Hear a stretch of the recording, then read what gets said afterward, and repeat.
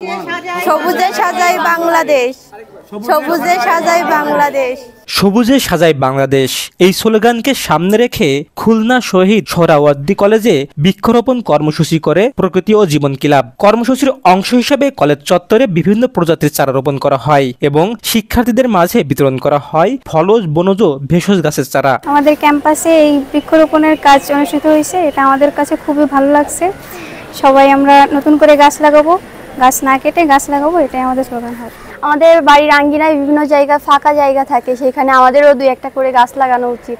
গাছ যাতে না কাটে সেই দিকে আমাদের পরিবেশের যারা ক্ষতি করে তাদেরকে বলা উচিত। আমাদের নিজেদেরও উচিত যে আমরা একটা গাছ লাগাই।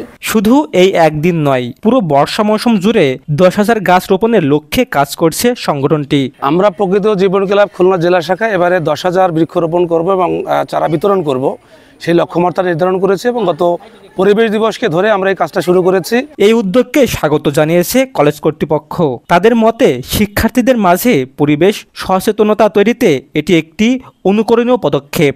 বর্তমানে সব জায়গাতেই সরকারিভাবে বেসরকারিভাবে বৃক্ষরোপণ কর্মসূচি শুরু হয়েছে, সেইটাকে সামনে রেখে প্রকৃতি ও জীবন ক্লাব যে উদ্যোগ নিয়েছে এটা সত্যি প্রশংসনীয় এবং আমাদের কলেজকে তাদের বৃক্ষরোপণের জন্য স্থান হিসাবে বেছে নিয়েছে, এটাতেও আমরা অনেক কৃতার্থ এবং তাদেরকে ধন্যবাদ জ্ঞাপন করছি। এবং এই চলমান থাকবে বৃক্ষরোপণ, প্রকৃতি ও জীবন ক্লাব বেঁচে থাকবে এই বৃক্ষরোপণের মাধ্যমে, এই প্রকৃতি সুন্দর করে সাজানোর মাধ্যমে। Safayet Hossain Shaon, voice of tiger.